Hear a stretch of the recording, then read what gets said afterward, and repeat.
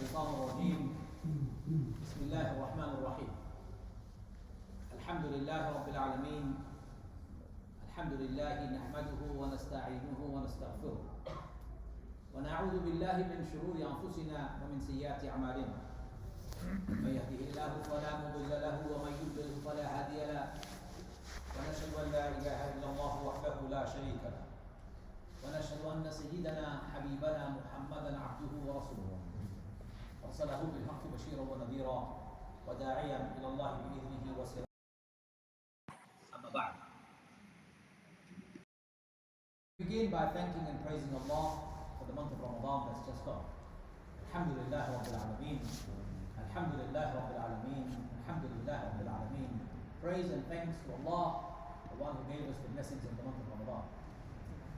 Thanks and our praise to Allah, the one who graced us with mercy, forgiveness, and itqum min al-nar in the month of Ramadan. Thanks and praise to Allah, the one who locked up shaitan the entire 30 days of Ramadan for us to be able to feel free to worship Him, develop ourselves, and become more conscious of Him. And thanks and praise be to Allah, the one who gave us health and strength to be able to sustain the grueling period of fasting, abstaining, restraining, and becoming better on a daily basis. And alhamdulillah, arriving the day after Eid, our first Jum'ah outside Ramadan. Alhamdulillah, alhamdulillah, alhamdulillah. I'd like to begin today by reading a hadith from Musnad Ahmad, which reads, Rasul said, "There will continuously remain a group of my ummah upon the truth, whom will overwhelm their enemy. Their opposition will not be able to harm them except for some difficulties, until the command of Allah arrives while they are like this." Sahaba radiallahu anhu asked, "O Messenger of Allah, who are they?" Rasul said, "They are the people of Bayt al-Maqdis and its surrounding." Rasul said, these are the people who live in Bayt al-Maqdis and its surrounding. We're talking about Masjid al-Aqsa and the surrounding place. According to this hadith, Rasul is saying, those who live around in that area, if they have the strength of Iman and resilience, nobody will be able to overcome them except that they will face some difficulties. So we consider what's going on in Al-Aqsa and the surrounding right now, my dear brothers and sisters, as some difficulties as Prophet ﷺ predicted. We have faith in our beloved Prophet, don't we? We do? No, you don't sound too convinced. Yes, we do. Yes, we do. Alhamdulillah, we do. Prophet ﷺ never lies. And Allah did not send His Prophet Muhammad ﷺ to lie to His people. So not a single word of the Prophet of Allah ﷺ has been proven, whether archaeologically, historically, or scientifically, to be untrue. No. The Prophet of Allah ﷺ never lies. He predicted the fall of Roman Empire. It fell. He predicted the fall of the Persian Empire. It fell. He predicted the opening of Constantinople. It happened. He predicted the message of Allah spreading from one end of Arabia to the other end of the world. It happened. Al-Aqsa at the moment is going through a lot of difficulty, yes. Actually, people of Al-Aqsa are going through the difficulty. Al-Aqsa isn't. Because Al-Aqsa is more sacred, more powerful, stronger than a few hand grenades, a few stun guns, few cowardly, shameless acts of brutality and barbarity by an occupying army. Al-Aqsa is bigger and beyond the hands and insults of any who wish to insult it or attack it. Like Allah did deal with people who came to destroy Kaaba. Remember the surah, Alam tara kayfa fa'ala rabbuka bi ashabil fil? Have you not seen how we dealt with the people of the elephant? Allah says that in the Quran. All He did was send down birds with baked clay in their beaks and their toes that was thrown down, and all of the enemies who came to attack Allah's house were destroyed instantly. Allah will not tolerate, Allah will not allow any occupiers, any aggressors, oppressors to sustain this for too long. There will come a time when this will come to an end. But until then, my brothers and sisters, we have to endure. I wrote an open letter recently to the world. I called it an open letter to anyone who has conscience. Anyone who has got any conscience. And I'm going to read out some extracts from it for you. I write this letter, and I wrote it in the month of Ramadan, when I am 100% devoted to worshipping Allah, to developing my conscience, my character, and my relationship. I'm not the only one. There are 1.8 billion people of the world who are doing exactly the same thing. My brothers and sisters, but the plight of Palestinians has brought my attention to the fore. While I may not have switched on the television to watch the news, may not have picked up a newspaper to read the news, but this news has certainly startled me. It will be against the teachings of the month of Ramadan. It will be against the teachings of consciousness if I don't say anything and do nothing about what's happening in Al-Aqsa and its surrounding. My brothers and sisters, our failure, our silence would stand against us on the Day of Judgment. So I must speak, and we must speak up against it. I am dismayed, utterly dismayed, and horrified and disgusted by the lack of willpower or interest with the world leaders in doing something substantial for the Palestinian people. Brothers and sisters, let me make something very clear from the beginning. I have no faith. And I think Muslim community, wherever you are, will agree with me. We have no faith in a single Muslim leader in the world who can do anything or who is willing to do anything. I believe, sadly, we don't have a single leader who has the courage or the courage of their conviction to stand up against what is happening in and surrounding Al-Aqsa. But I am not a citizen of any of those countries. I don't come from Bangladesh or Pakistan or India or Somalia. I don't live in those countries. In fact, I've lived all my life here in the UK. I expect my government, British government, to do something about it. But it has done very little. It has done very little. I would like you all to believe this categorically and very sincerely, that Allah ﷺ predicted the difficulties around Al-Aqsa, and this is exactly what Muslims are going through. But this difficulty will be overcome. I want you to note this down. This difficulty will be overcome. The global Muslim community is feeling outraged by yet another Israeli act of aggression against the Palestinian people while they pray in their masajids, while they were in sajda, in ruku', in standing and bowing down, remembering Allah and prostrating. It is at that time that we saw Israeli soldiers entering Al-Aqsa with stun grenades, with gas, with bullets, guns. And it is a cowardly act, a brutal act, an act that violates every principle for what we stand in any part of the world.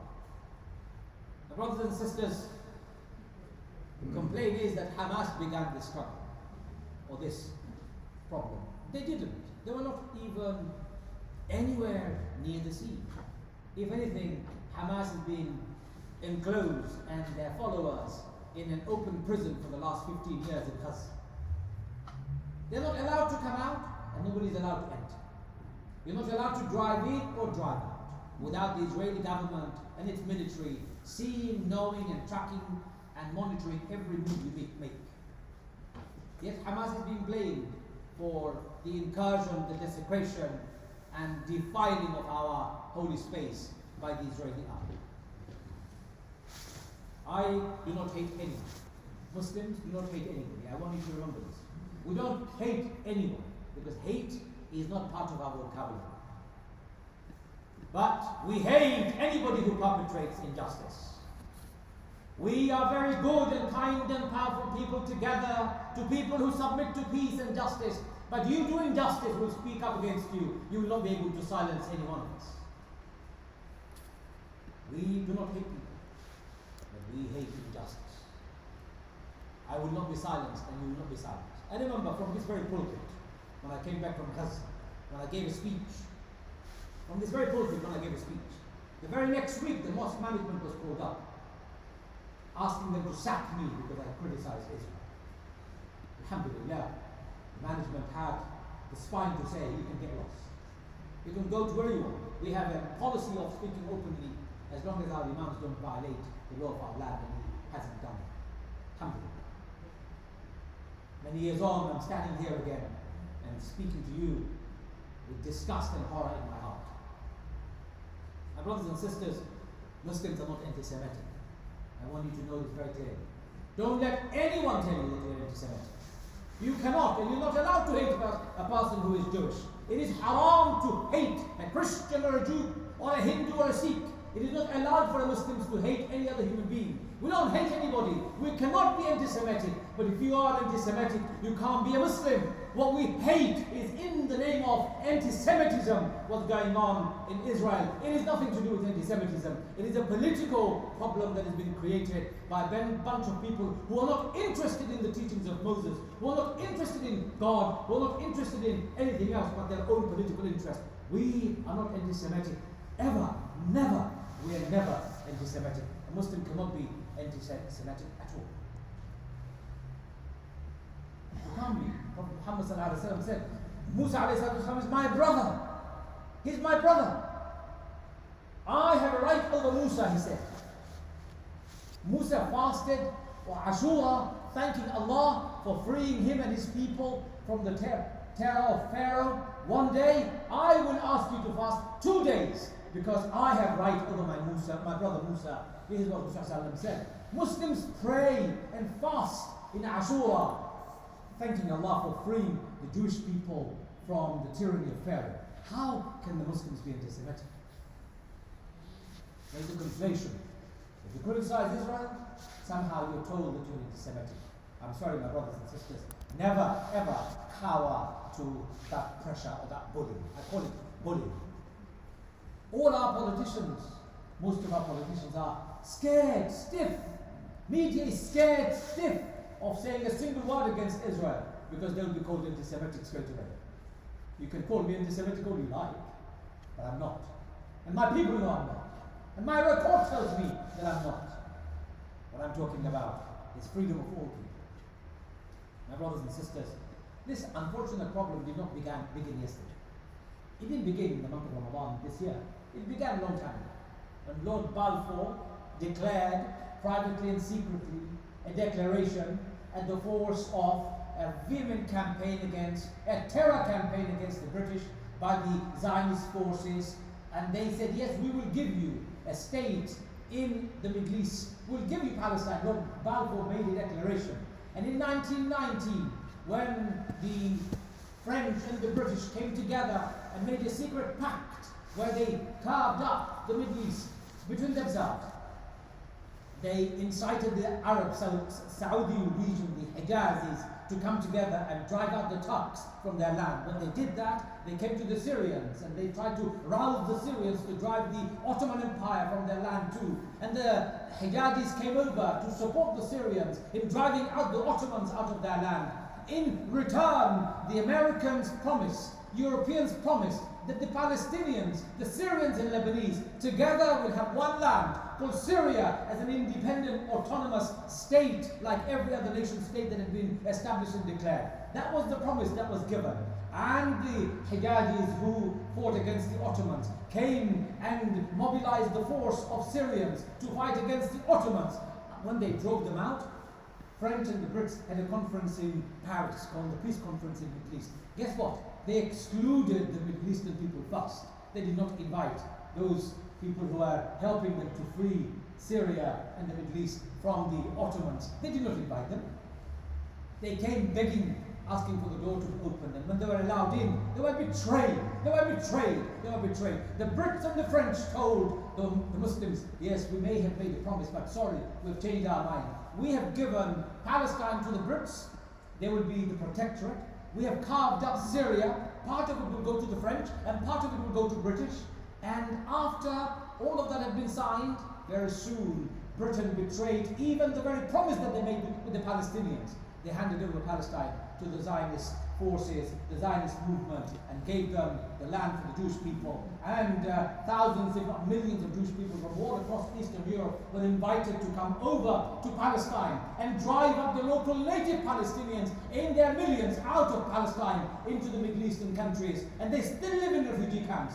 The problem did not begin in Ramadan this year. It began when the British betrayed the very pact that they made, the very promise that they made. When they betrayed the entire Middle Eastern people. There is a book called How the British Stole Democracy from the Middle East region. An amazing book to read, an objective book to read. Brothers and sisters, I blame the Brits squarely for creating the problem in the Middle East in the way we see it today.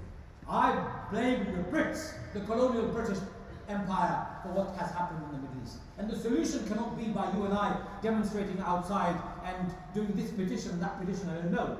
British government must take a leading role in restoring in the Middle East peace and stability that they had destroyed in their own with their own hand, by betraying, by treacherous acts, because of their self-interest and unethical foreign policies that they pursue. So Palestine will be free one day. My brothers and sisters, it will be free one day. But it can't be free just because you and I will demonstrate. Please demonstrate. Don't stop demonstrating. Don't stop lobbying. Don't stop writing. Don't stop any of that. But it's not going to be achieving anything except creating public awareness. But the change is going to come when the British government says, yes, Israel, stop it now. We gave you this land, stop it now. When the international community comes together and says stop it now, then this is going to stop. History is written in a way that is skewed. It is not objective anymore because it was written by the victors. It needs to be rewritten. Our children need to be educated about what happened in the Middle East and how the Ottomans were driven out. Yes, Ottomans were driven out, but Muslim societies were destroyed in that process. Muslim societies were destroyed in that process. I'm not saying the Ottomans were sinless and they did not do anything wrong. I'm not saying that. I'm saying what we see today in the Middle East is as a consequence of a catalogue of blunders in the Middle East and unethical foreign policy, and unfortunately it continues there. And I'll finish here with one word that I recently read. Mr. Boris Johnson, we don't need you to eat Mubaraks. We don't need you to send us Eid Mubaraks. We don't need it. What we need you to do is stop supplying Israel with guns and bullets and bombs and intelligence. We want you to support boycott of all goods that comes out of the occupied land in Palestine. We want you to support our desire to boycott all products that come out of occupied territory. We want you to support it, not vilify anybody who calls for a boycott of that nature. That's what we want. When we came together in the world, brothers and sisters, and we boycotted South Africa, when we called South Africa an apartheid state, we called South Africa a racist state. When we came together and said no more, South Africa had to accept and kneel on its knees and hand over the very power that they stole and took, the very land that they stole from the people, handed it back to the very people who actually were the inhabitants, the natives of that land. The same will have to be done in this world. World communities will have to come together, bypass some of these rotten leaders, creating that awareness and that public need and pressure to change the world. Inshallah, it will happen one day. Palestine will be free one day, inshallah. Palestine will be free one day, inshallah. Inshallah. May Allah make Palestine free and the whole world free. Say Ameen. May Allah free the whole world from tyranny. Ameen ya Rabbal Alameen. Wa akhir da'wana and alhamdulillah Rabbil Alameen.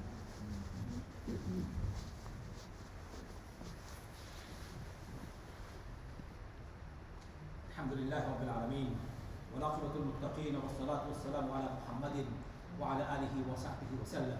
Allah says in the Quran, قل اللهم مالك الملك تؤتي الملك من تشاء وتنزع الملك ممن تشاء وتعز من تشاء وتذل من تشاء بيدك الخير إنك على كل شيء قدير. Allah is the power, owner of all power.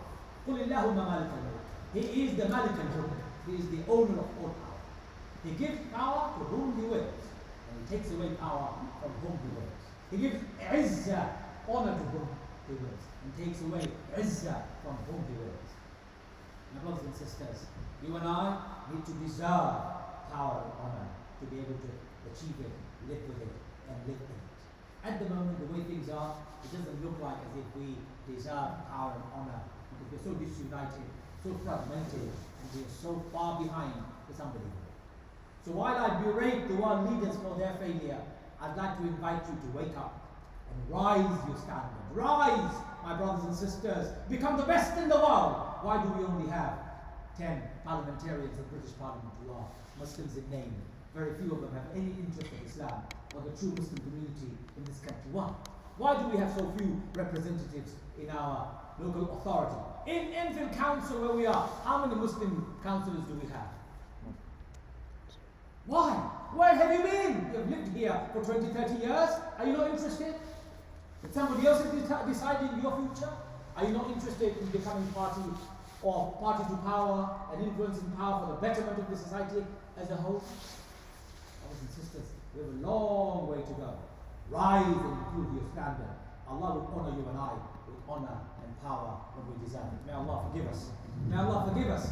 May Allah forgive us. Ya Arhamar Rahimin. Empower us with power and honor when we deserve it, Ya Allah. Ya Arhamar Rahimin. Help us to become better, Ya Allah. Help us to become better, Ya Allah. Help us to improve ourselves, Ya Allah. Help us to improve our standards, Ya Allah. Ya Arhamar Rahimin, Ya Akramul Akramin. Help us to understand better, Ya Allah. Ya Arhamar Rahimin. Help this ummah to understand their priorities better, Ya Allah. Help this ummah to unite again, Ya Allah. Help this ummah to unite again, Ya Allah. Ya Arhamar Rahimin, help us to unite against injustice, Ya Allah. Help us to unite against tyranny, Ya Allah. Help us to unite against dictatorship, Ya Allah. Help us to unite against occupation, Ya Allah. Free the world from occupation and tyranny, Ya Allah. Ya Arhamar Rahimin, most importantly, we ask you to restore on this earth peace and stability, Ya Allah. Ya Arhamar Rahimin, we ask you to restore on this earth peace and stability, Ya Allah. We ask you to restore on this earth peace and stability, Ya Allah. ربنا تقبل منا انك انت السميع العليم وتب علينا يا مولانا انك انت التواب الرحيم. ان الله يامر بالعدل والاحسان وايتاء ذي القربى وينهى عن الفحشاء والمنكر والبغي يعظكم لعلكم تذكرون فاذكروني اذكركم واشكروني ولا تكفرون والله